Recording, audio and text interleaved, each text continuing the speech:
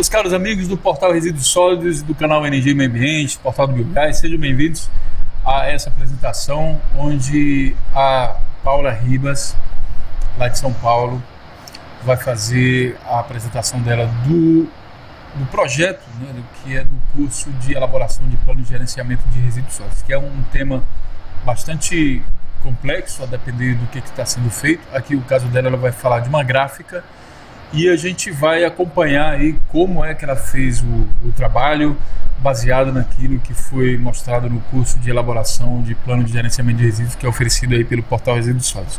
Tudo bem, Paula? Tudo certo, Cleiton. Preparada aí para mostrar a sua apresentação, o seu trabalho? Estou curioso para saber.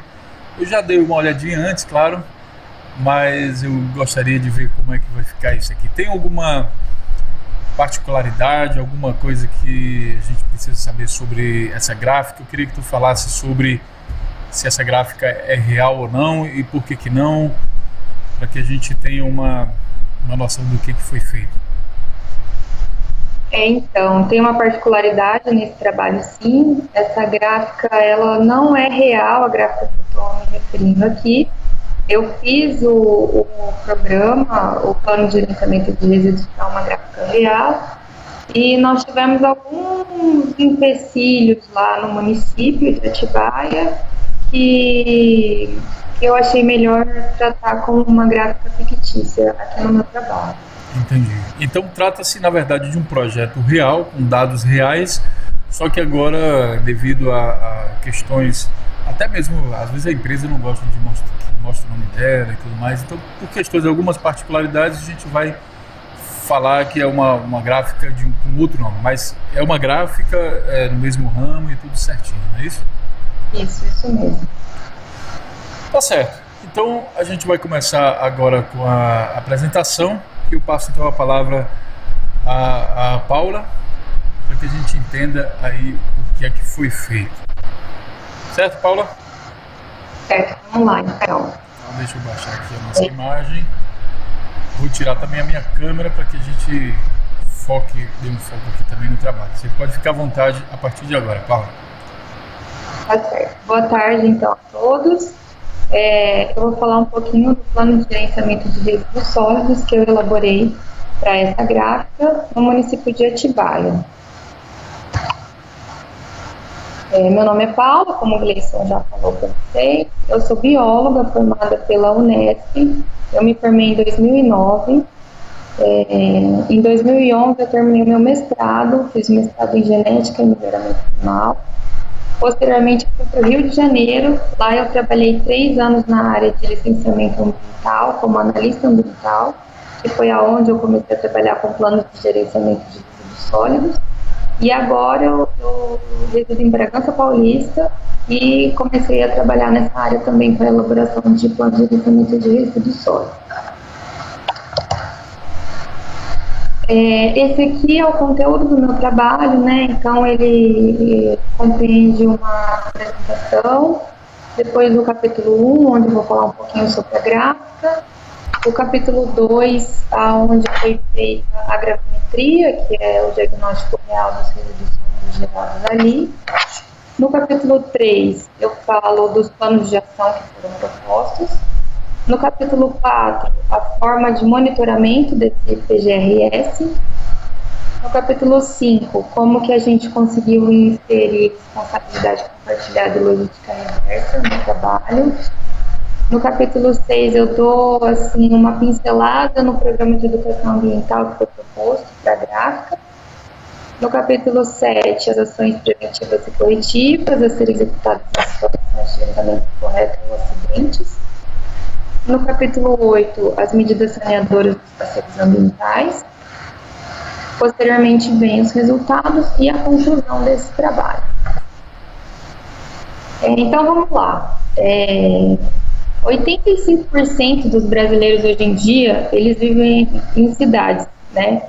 Só que o crescimento dessas cidades brasileiras não foi acompanhado pela infraestrutura. E muito ficou... O saneamento básico, principalmente, é a parte de infraestrutura que é mais precária hoje em dia no Brasil. Então, 85% dos brasileiros hoje em dia vivem em cidades. Entretanto, o crescimento das cidades não foi acompanhado pela infraestrutura dessas cidades. A Política Nacional de Resíduos Sólidos é a Lei 2.305, ela foi aprovada em agosto de 2010. Nessa lei, ela trata da gestão de resíduos sólidos, a qual o objetivo é intervir nos processos de geração, coleta, transporte, tratamento e disposição final dos resíduos sólidos.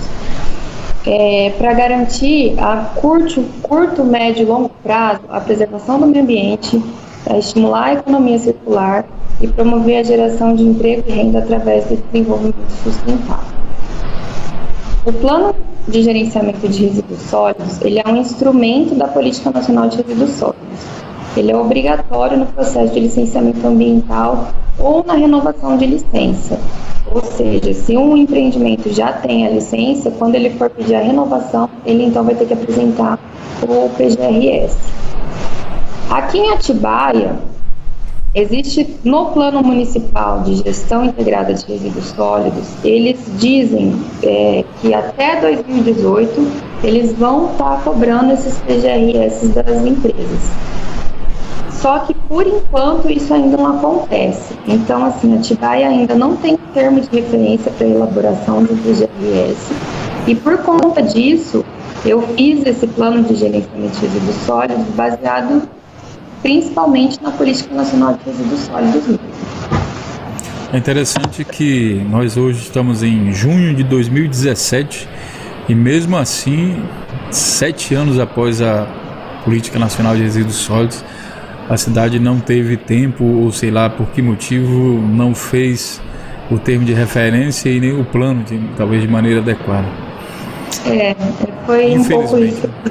É um cenário triste para o Brasil, porque isso acaba, assim, essa falta de elaboração de termo de referência, ela acaba prejudicando os profissionais da área, que estão aptos aí a trabalhar com isso, só que a cidade acaba não se manifestando, não cumprindo a lei.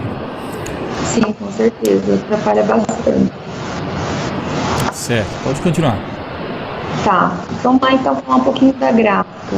A gráfica, ela trabalha basicamente com edição e impressão de produtos gráficos e fabricação de embalagens de papel, cartolina, etc. O forte dessa gráfica é a produção desses sinalizadores, que são esses cartazes de oferta de supermercados, redes varejistas. É o forte dessa gráfica. Ela se localiza aqui no município de Atibaia, na região metropolitana do estado de São Paulo. Aqui foi o que eu encontrei na gravimetria, diagnóstico de resíduos sólidos desse empreendimento. Então, os tipos de resíduos gerados que a gente encontrou foi resíduos orgânicos, resíduos de papéis gerados em escritório, embalagens de diversos tipos, aparas de papel e papelão, que isso já é do processo produtivo, então há uma grande geração, que vocês observarem aqui do lado na tabela, na coluna da massa, a gente chegou a essa estimativa de 10 toneladas por ano de apara de papel e papelão. E esses aparas de PVC, que são os plásticos que eles usam em sinalizadores também, sinalizadores menores, então eles cortam muito isso para ficar do tamanho certinho. Também tem uma geração considerável dessas aparas pequenas aqui. E essas daqui são de baixo, plásticos polimerizados de processo, são Pegbird fora do padrão de qualidade. São alguns que vêm que não estão adequados para eles utilizarem, então vão direto para o lixo aqui no caso. Também tem uma geração pequena disso daqui. Então, no total, 10.606 quilos de resíduos sólidos gerados aqui por ano nesse empreendimento, sendo que a grande maioria são aparelhos de papel e papelão. Aqui esse slide mostra, um gráfico para mostrar como o aparelho de papel e papelão domina a geração de resíduos desse empreendimento, 94,3%.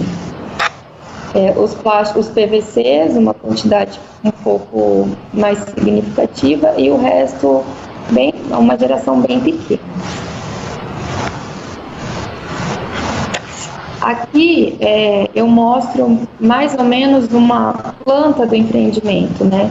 Então, assim que eu cheguei no empreendimento, eu vi que precisava separar, porque eles têm aqui, onde eu chamo de setor administrativo, é um prédio com 7 escritórios e uma cozinha e alguns banheiros, mas com uma grande geração assim de resíduos de escritório, papel e tudo mais, e cozinha, né, onde eles se alimentam, também tem uma geração, mas não faz parte do processo que eu chamei de processo produtivo.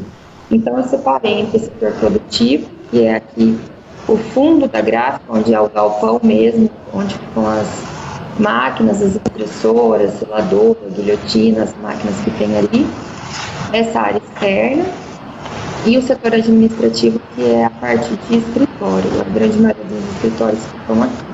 Então a gente fez essa separação para ficar mais fácil. Então, o setor administrativo, ele gera em torno de 166 quilos de resíduos por ano, entre eles papéis, resíduos orgânicos, rejeitos e embalagens. Nesse setor existem 7 escritórios, uma cozinha e 4 sanitários. No escritório e na cozinha, a gente observou uma mistura de resíduos, assim, tudo misturado, apenas um coletor, então resto de alimento, papel, embalagem, tudo que você imaginar tinham nesses coletores e eram destinados à coleta domiciliar comum mesmo, que passa 2 vezes por semana no município. No setor produtivo, a geração foi de 10.440 quilos por ano e basicamente papel e papelão, mas alguns outros resíduos como plásticos, esses PVCs, algumas ripas de madeira que quebravam dos pallets, algumas outras coisinhas. Aqui nesse setor, então, eles têm 3 tipos de máquina, que são algumas impressoras, uma guilhotina e uma seladora, uma cozinha, onde os funcionários usam para alimentação, e existe uma mistura muito grande de resíduos ali também, e 2 sanitários. No processo produtivo, assim, perto das máquinas, eles utilizavam esse saco de rafia, que era o coletor utilizado ali, que a gente, inclusive, continuou usando desse tipo, mas dentro aqui desse saco de rafias, eles jogavam tudo que você imaginar. Desde a para de papel papelão, madeira, resíduo de tinta, resto de tinta, toalhinha que eles usam para limpar, tudo ia parar no mesmo lugar. Então é assim que eles estavam acondicionando esses resíduos inicialmente lá no setor de produção.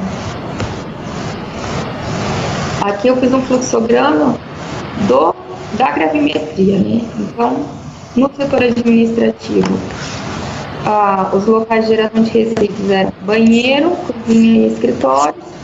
No banheiro, basicamente rejeitos. Na cozinha, uma mistura dos resíduos recicláveis e não recicláveis e orgânicos. E nos escritórios, a mesma mistura. Tudo indo para o sistema de coleta urbana municipal comum. Atibaia possui um sistema de coleta seletiva que, inclusive, passa nesse bairro uma vez por semana, mas eles não tinham nem conhecimento disso. Então, não utilizavam em nenhuma hipótese o sistema de coleta seletiva municipal. No setor produtivo, a gente tem como fonte geradora de resíduos os banheiros, a cozinha e a linha de produção propriamente dita, né? Os banheiros rejeitos, na cozinha a mesma mistura entre recicláveis, não recicláveis e orgânicos, e na linha de produção, como eu já disse agora, uma grande mistura de materiais recicláveis, materiais contaminados, rejeitos, tudo que você imaginar. Na linha de produção, toda essa geração de resíduos, quem retirava lá na gráfica era um sucateiro. Então, uma pessoa só chegava lá e retirava tudo misturado, tudo junto, sem saber o que era, e levava lá pro local dele de triagem que ele tem específico lá. Mas isso não era uma atividade regulamentada, então? Isso era...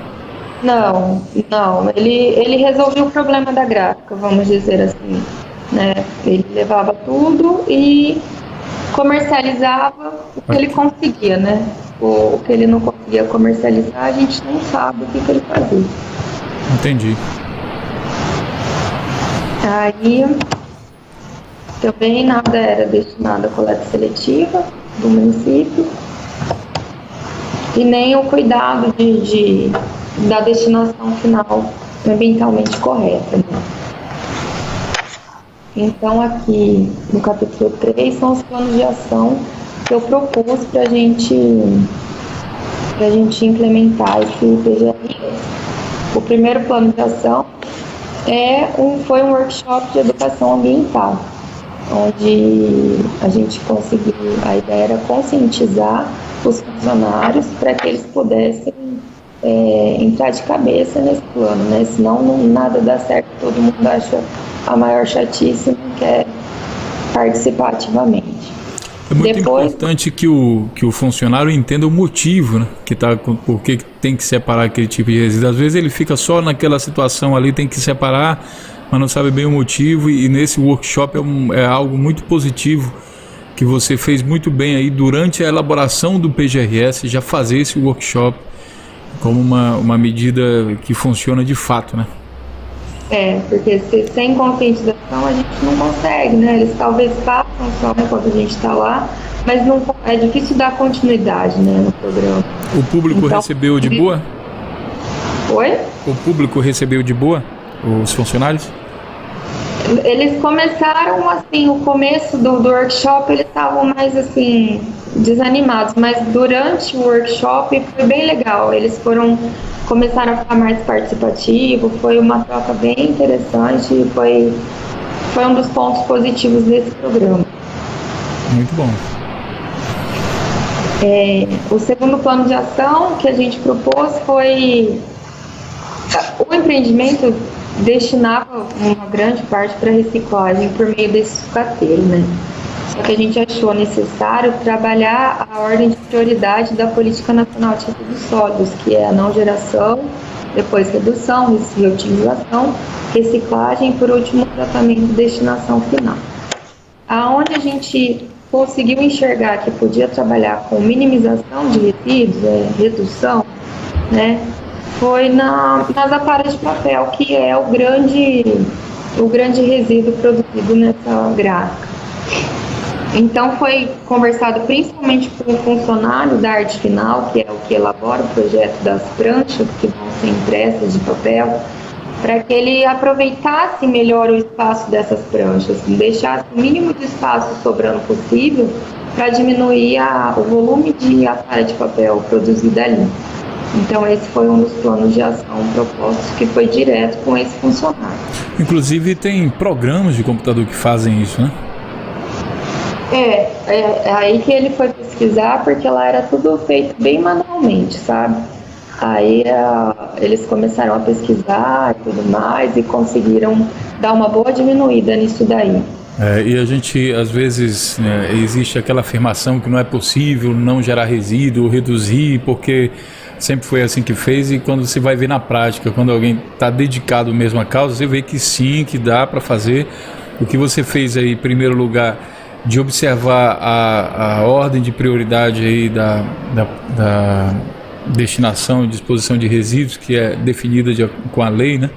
Ela foi muito boa a iniciativa, mas não somente isso, você foi atrás e buscou e viu que tem uma maneira de não gerar e de reduzir o principal resíduo deles, né? Com certeza, tem programas, eu já vi esses programas também, e eles funcionam de maneira muito eficiente para aproveitamento de espaço, assim, quanto tem pranchas, tanto em gráficas como também na área de madeira. Depende muito do que eles estavam imprimindo, porque eles falavam para mim que mas é que não é sempre que a gente tem, porque eles têm os cartazes grandes, maiores, mas tem uns pequenininhos que daria para colocar nos espaços que sobravam. Sim. Quando eu cheguei lá, eu vi aparas muito grandes, tipo metade da folha de papel sendo jogada fora. E aí foi onde eu questionei, e eles falavam que não dava. E aí, com um pouco de organização, eles conseguiram, sim, juntar um pedido no outro. Teve que fazer alguns remanejamentos lá dentro, mas que foi bem interessante para diminuir essa geração de aparelho de papel lá. E se colocar isso na ponta do lápis no final do ano, dá uma boa diferença para a empresa também, um impacto significativo. É uma economia que você não vê, né? Se você não começa a aplicar isso, você não vê o dinheiro que está sendo perdido ali, né? Porque a economia, ela vem o quê? Tanto na aquisição de matéria-prima, que diminui a necessidade, né? Não precisa mais daquela mesma quantidade, mas também essa matéria-prima virando resíduos, normalmente ele tem um custo aí na destinação de resíduos, e isso também diminui pelo fato de estar sendo gerado menos resíduos. São duas coisas que influem na economia que a empresa vai ter, e um impacto bastante positivo é elaborar esses PGRS da forma correta. É verdade. Mas inclusive na economia de energia, né, Gleice? Também. A hora que você faz 2 pedidos numa prancha só, você usa a impressora menos vezes, né? Com certeza. Esse pensamento, Paula, ele se aplica também à indústria de móveis, tá? Porque tu tens aquelas pranchas, não sei como é que fala também, prancha, de compensado, de aglomerado, e aquele material muitas vezes é desenhado ali alguma coisa para aquilo, e aí funciona um pouco parecido. Tem que desenhar o máximo de peças possíveis para ser recortado lá daquela folha lá de compensado. E para isso tem programas também específicos que você coloca lá as medidas da prancha e coloca lá a medida da figura que você quer, e ele vai adequar isso ao tamanho da prancha. Muito bom. Sim, mais ou menos do mesmo jeito, então, né? Muito bom. Pode continuar. O terceiro plano de ação foi triar e acondicionar os resíduos eu chamei resíduos sólidos urbanos, da parte de cozinha e escritório, e sanitários também. Então, mas principalmente cozinha e escritório, porque não estava sendo bem separado isso. Então, em cada cozinha e em cada escritório foi colocado pelo menos 2 coletores, um para lixo úmido e um para lixo seco, pelo menos, para conseguir separar os resíduos orgânicos dos resíduos recicláveis. E aí destinar esses resíduos que a gente chamou de sólidos urbanos para coleta domiciliar comum e também utilizar a coleta seletiva. Além disso, foi sugerida a instalação de uma composteira doméstica nesse empreendimento, bem pequena, menor que tivesse, tudo para tratar os resíduos orgânicos que eram produzidos ali, porque eles ficam lá o dia todo, almoçam lá, fazem lanches, então eu vi uma geração pequena, mas existente de resíduo orgânico. Então foi sugerida a instalação dessa composteira, como mais um plano de ação. E aqui o 6º plano de ação a gente já entra no processo produtivo, que também é triagem, acondicionamento e transporte interno dos resíduos gerados nesse processo produtivo. A primeira coisa que a gente sugeriu foi que aquele saco de rafa que eles utilizavam ali, que no saco ou usasse um de outra cor ou algum outro recipiente, apenas no saco colocasse apenas o papel e tivesse um outro coletor para... Não precisava separar plástico, o outro madeira, o outro coisa, mas simplesmente separar o papel dos outros resíduos recicláveis. Então foi assim que eles fizeram lá. E mais um coletor do lado da impressora, principalmente, para separar os resíduos contaminados com tinta, porque às vezes vaza um pouco de tinta, eles limpam com algumas estopas, tem para regular a impressora, sai um monte de prancha com muita tinta, uma tinta escorrendo, assim. Então, esses resíduos com muita tinta, solvente e outras coisas desse tipo, a gente fez um compartimento só para separar como resíduo contaminado. Pode ir. Então, os resíduos estavam sendo, a gente propôs que eles fossem separados na fonte geradora ali, inclusive material contaminado e tudo mais, para não misturar tudo, para não encher tudo de tinta, para o sucateiro não levar tudo sem saber o que ele estava levando, né? E por último, o último plano de ação que a gente propôs foi a coleta e destinação final desses resíduos ambientalmente adequados. Ou seja, no caso aqui, o sucateiro agora consegue levar apenas o que ele sabe que vai comercializar, que eu acredito que seja mais o papel e papelão mesmo. E os outros resíduos, principalmente o contaminado, a gente dá a destinação correta, contratar uma empresa específica para isso, que emita o devido manifesto e tudo mais. E os outros resíduos que são recicláveis, pode até destinar para a coleta seletiva do município. Então, foram esses os planos de ação propostos nesse plano de gerenciamento de resíduos. Esse ponto que tu falaste agora de segregação na fonte é o princípio da coleta seletiva também usado para o município, né? A intenção é justamente essa, de se separar na fonte, porque justamente facilita lá na frente tanto a coleta, no caso aqui dessa empresa, a coleta feita pelo sucateiro, né, ainda, né, mas assim, a coleta do serviço público, né, do serviço público fazendo coleta seletiva ou de uma empresa privada facilita, e também facilita depois o tratamento, a destinação que vai ser dada a esse resíduo. É o segredo, na verdade, para que o setor de resíduos se desenvolva, é a segregação na fonte, né, já visando a destinação, né? Perfeito, muito bom. Tá. Aqui então tem um fluxograma desse plano de ação, como ficaria então os resíduos, né, no empreendimento, né? Então, no setor administrativo, a gente ainda continua com banheiro, cozinha e escritório. Mas os resíduos destinados para a coleta, para o sistema de coleta urbana municipal, seriam bem menores, principalmente apenas os rejeitos, né? Banheiro e o que tiver de rejeito de cozinha. Mas na cozinha, separando o orgânico do reciclável, o reciclável seria agora destinado à coleta seletiva e o orgânico foi colocado na composteira para virar adubo. Nos escritórios, basicamente resíduo reciclável de papel, que também é destinado para coleta seletiva, e se tiver uma outra coisa orgânica, para a composteira também. Então, esse é o fluxograma do setor administrativo depois de implementado o plano de gerenciamento. E aqui do setor de produção, então, banheiro, rejeito, continua indo para o sistema de coleta urbana municipal. Cozinha separa o orgânico do reciclável, como no setor administrativo. Então, vai os orgânicos para composteira, os recicláveis para coleta seletiva.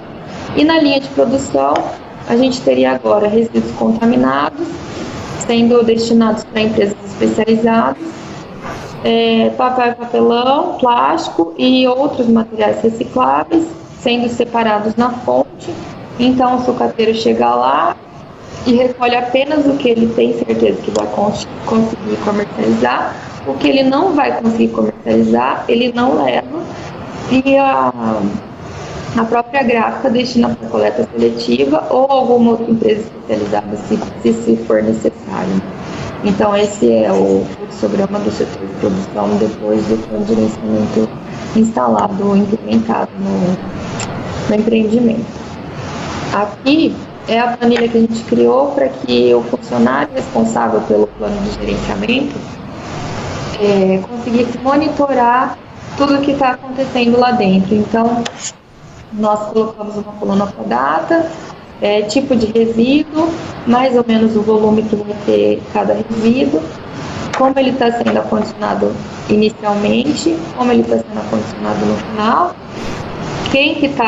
qual a destinação final, quem está retirando e a assinatura do responsável. Então, com essa planilha, você consegue ter um acompanhamento diário de como está sendo feito o plano de gerenciamento de resíduos no empreendimento. Esse mesmo funcionário também ficou encarregado de verificar se as técnicas de minimização de resíduos estão sendo devidamente aplicadas. Então, se não está tendo muita para de papel, aparas grandes, se eles estão conseguindo otimizar essas pranchas de papel. Por observar se os funcionários estão realizando a triagem inicial dos resíduos na fonte geradora, preencher e assinar a planilha diariamente, realizar o contato com o sucateiro e com a empresa responsável pela retirada dos resíduos contaminados e acompanhar essa retirada tanto pelo sucateiro quanto pela empresa. Então, essas daqui são as obrigações do funcionário que ficou responsável por isso.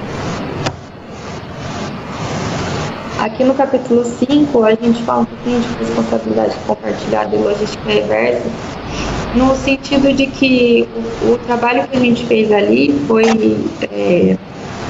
passar pros clientes da gráfica qual seria a forma correta de destinar porque esses cartazes que eles compram são cartazes de oferta. E uma hora a oferta muda, né? O preço muda e eles jogam fora esses cartazes. Então, qual que seria a melhor forma deles destinarem isso daí, não mandar para um lixo comum, por exemplo, né?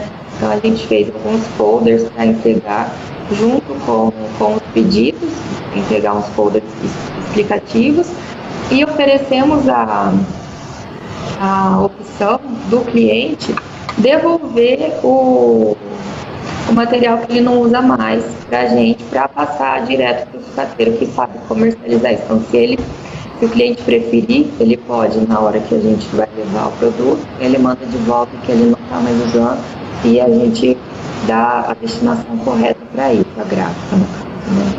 Então, foi o jeito que a gente conseguiu trabalhar um pouquinho essa responsabilidade compartilhada e logística reversa aqui dentro desse plano. Aqui no capítulo 6, um pouquinho do que eu falei no programa de educação ambiental, foi um workshop de 2 dias, mas os temas abordados foram esses, foi de início a problemática do lixo, lixões, como que funciona a gestão dos resíduos no Brasil, né, para as pessoas terem um pouco mais de consciência.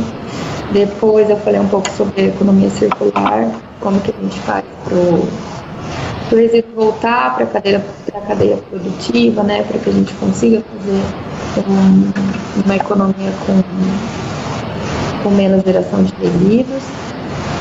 Dei uma pincelada um pouco em leis, né, na Política Nacional de Resíduos Sólidos, o que ela pede, o que tem que ser feito, que já é lei e já está em vigor. Falamos um pouquinho sobre sustentabilidade.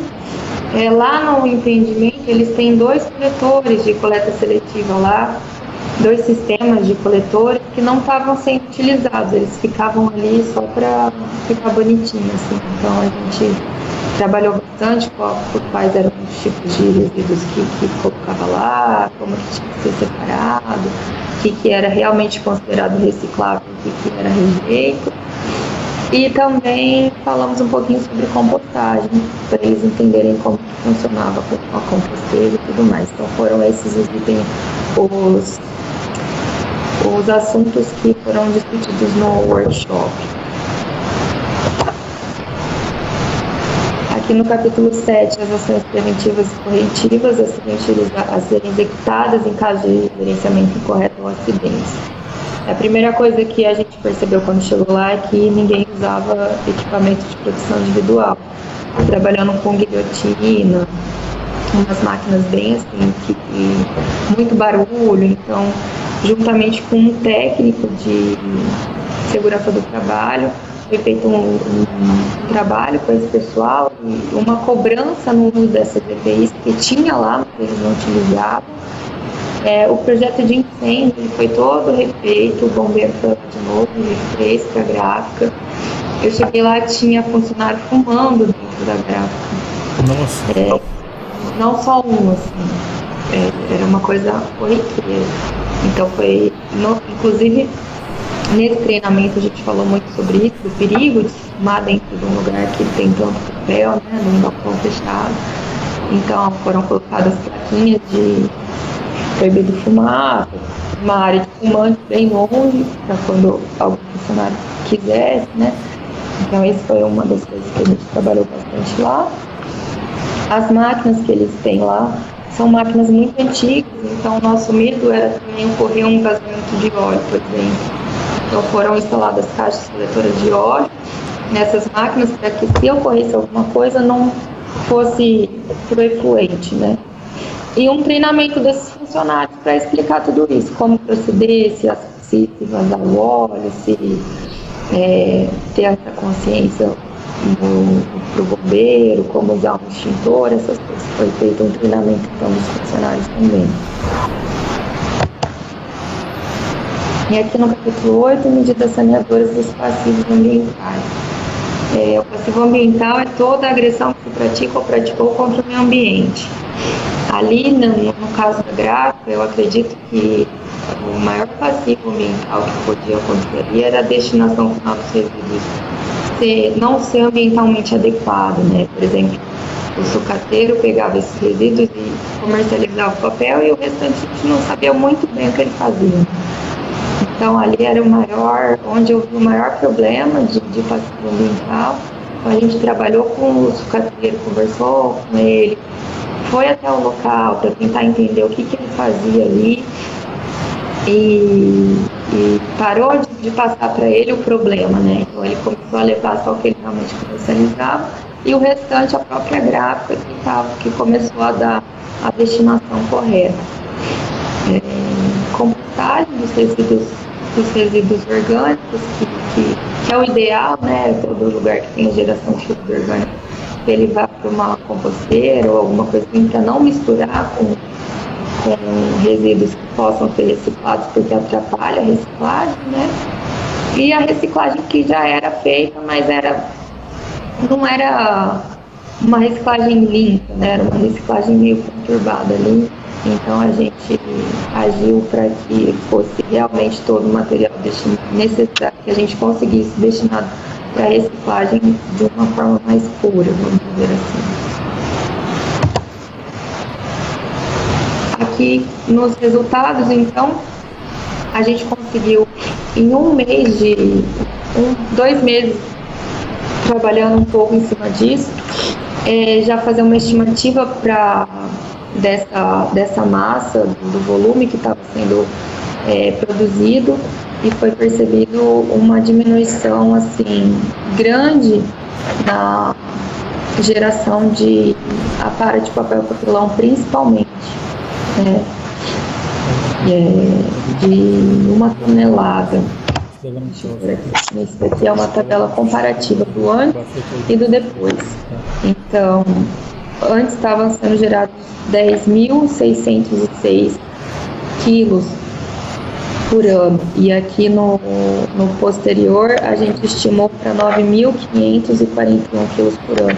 Então teve uma redução de aproximadamente 10%, 1 tonelada de resíduo diminuiu, que a gente conseguiu diminuir a geração anual desse resíduo, que é basicamente a parte de papel e papelão.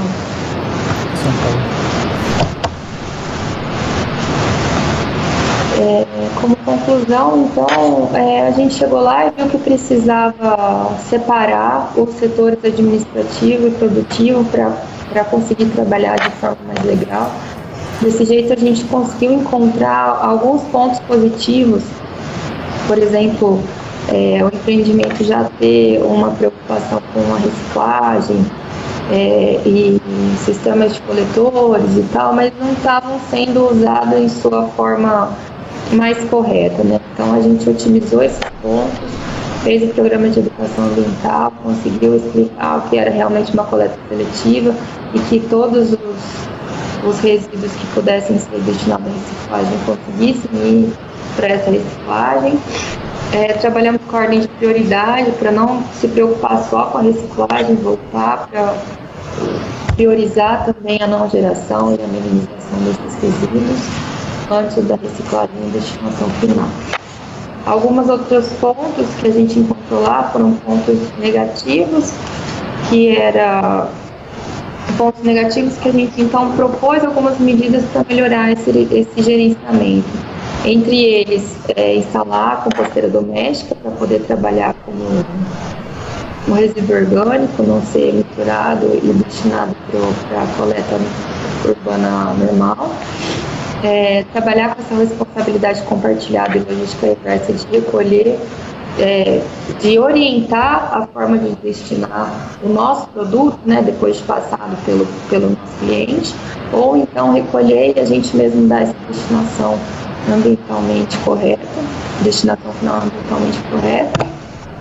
E os resíduos contaminados que iam no meio dessa bagunça para o sucateiro, então a gente conseguiu separar esses resíduos, contratou uma empresa específica que começou a fazer essa retirada de tempos em tempos desse material contaminado por tinta e solvente. Então, como conclusão, a gente vê que a gente teve um sucesso bem legal nesse ano, uma redução efetiva na geração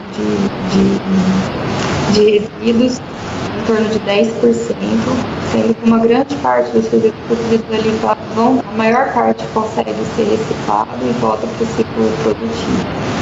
E o outro ponto positivo que eu consigo concluir aqui foi o workshop, como eu falei lá no começo, que a gente ficou bem feliz com o retorno dos funcionários, conseguiu despertar uma consciência ambiental neles, para que tudo corresse realmente da forma que deve ser, né? Então foi um dos pontos positivos desse trabalho. E é isso. Aqui no final eu deixo uma mensagem que eu gosto de falar, que a gente pensa muito em que mundo nós vamos deixar para os nossos filhos, né? E na verdade a gente tem que pensar em que filhos nós vamos deixar para esse mundo. Então o ideal é que a consciência parte da gente, que a gente ensine esses pequenos como as coisas devem ser cuidadas no nosso planeta da forma correta. E é isso. Perfeito. Olha, o teu trabalho ficou muito bacana, ficou muito bom, principalmente pelo aquilo que eu digo, que ele é muito prático, ele é voltado à realidade. Muita gente pensa que fazer um PGRS é uma coisa que é meio teórica, chega lá não causa nada, e você conseguiu, através do seu trabalho, da implementação das coisas que manda a lei, né, você conseguiu fazer uma redução real na quantidade de resíduos gerados, e é isso que é uma coisa, é um grande objetivo dos planos de gerenciamento. Eles são instrumentos, né, para que a gente faça um melhor planejamento do gerenciamento do resíduo. Por isso que muita gente não entende esse nome direito, assim, é plano de gerenciamento, é para você planejar o seu gerenciamento.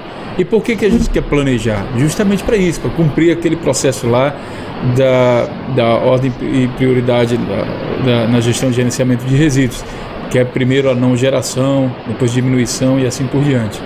Então aqui você conseguiu já ter sucesso no seu plano, no seu planejamento, justamente porque conseguiu medir, através da gravimetria, o resultado prático de um planejamento, de um gerenciamento de resíduos. Então você está de parabéns e conclui o curso com muito êxito, e eu fico muito feliz agora de o Brasil agora ter uma profissional aí qualificada nesse mercado, que está pronta a oferecer seus serviços. Lembrando que isso aqui é só o começo, né? Esse é só o primeiro trabalho, quem sabe, de muitos outros trabalhos que você vai aperfeiçoando cada vez mais e trazendo benefícios às empresas. Eu queria te perguntar o seguinte: depois disso, depois de feito esse primeiro trabalho, qual a tua expectativa de trabalhar nessa área, tanto em Atibaia como em outras regiões do Brasil? Porque o teu vídeo e o teu trabalho está publicado aqui no portal Resíduos Sólidos, também está acessível no nosso canal Energia e Meio Ambiente, e as pessoas vão te procurar. Tu tens disponibilidade de trabalhar também em outras regiões, outro estado? Como é que tu enxergas isso? Tu queres continuar trabalhando nessa área cada vez mais, se especializando mais? Como que tu enxergas isso, questão profissional? Primeiro, obrigado, Reis, pela parabenização aí, foi muito legal esse trabalho. O que eu acho aqui nessa região que eu tenho inserido aqui, de Atibaia, Bragança, é que o órgão público, o primeiro trabalho que precisa ser feito são os órgãos públicos, para que eles comecem a realmente cobrar esse plano de gerenciamento das empresas, né? Que eles comecem a exigir isso que já é exigido por lei, para que a gente consiga trabalhar aqui nessa região e fazer o nosso trabalho, né? Porque é uma região que eu percebo que é muito apesar de a gente estar perto da metrópole, perto de São Paulo, que é uma coisa assim que a gente fala, nossa, o melhor desenvolvimento, né? São Paulo tem projetos de gerenciamento de resíduos sólidos muito legais e tudo mais, e aqui não tem. E aqui não tem porque isso não é cobrado. E quando não é cobrado, é difícil o empresário, principalmente o pequeno empresário, né? Por conta própria, por consciência ambiental, querer um plano de gerenciamento, querer trabalhar da forma correta, se isso não está sendo cobrado. Então, o órgão público precisa fazer a sua parte aqui. É o que eu acho. Talvez a gente tenha que cobrar mais deles, né? Não sei se uma sociedade, como que a gente conseguiria fazer isso. Porque a cobrança não está vindo lá de cima, né? Não sei. Eu sempre chamo a atenção também desse fato, porque assim, o papel do prefeito, além das questões de destinação adequada de resíduos, é também gerar emprego, é também gerar renda. E o fato de você aplicar a lei, o fato simples de aplicar a lei, gera emprego para consultores, gera necessidade de criação de empreendimentos, de recicladoras, de empresas de coletas especializadas naquele tipo de resíduo e uma série de empreendimentos.